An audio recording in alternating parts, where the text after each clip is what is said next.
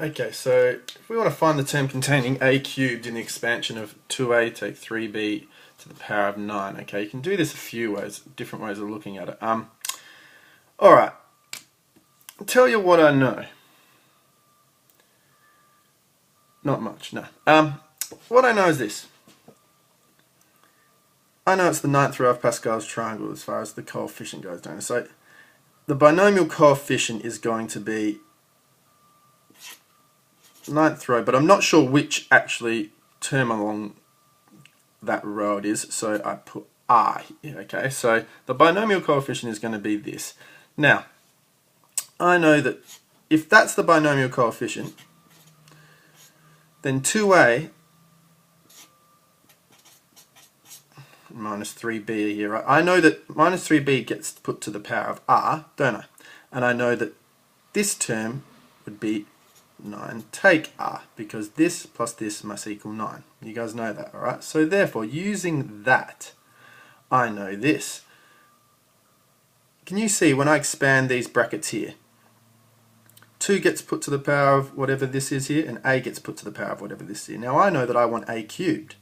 So I know that 9 take r is going to have to equal 3. Alright, because I want a cubed. So if 9 take r equals 3, well then r equals 6. So then I can rewrite this here. I can go, right, well then the binomial coefficient, if r is 6, must be this. And 2a must be to the power of 9 take 6, which is 3.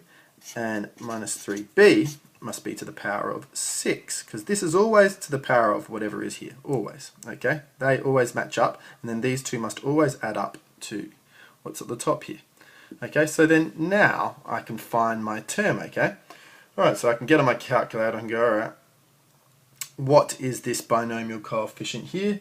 So if I tap it into the calculator, that is going to tell me that this binomial coefficient is 84.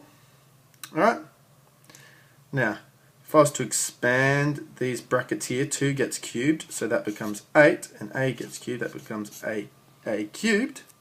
Okay, and if I was to expand these brackets here, negative 3 to the power of 6 gives me 729, and b gets put to the power of 6. Okay, so I'm starting to get my term here. Now this is the bit where lots of people get messed up here.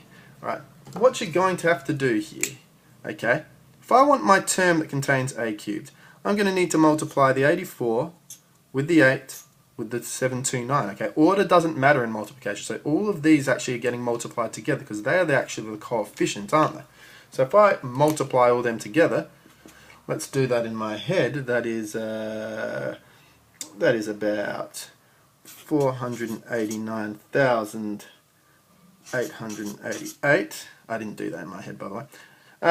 And so then I've still got the a cubed times b to the power 6. So now I've got my term that contains a cubed, okay? So if we're finding the term containing a cubed, that is the term containing a cubed.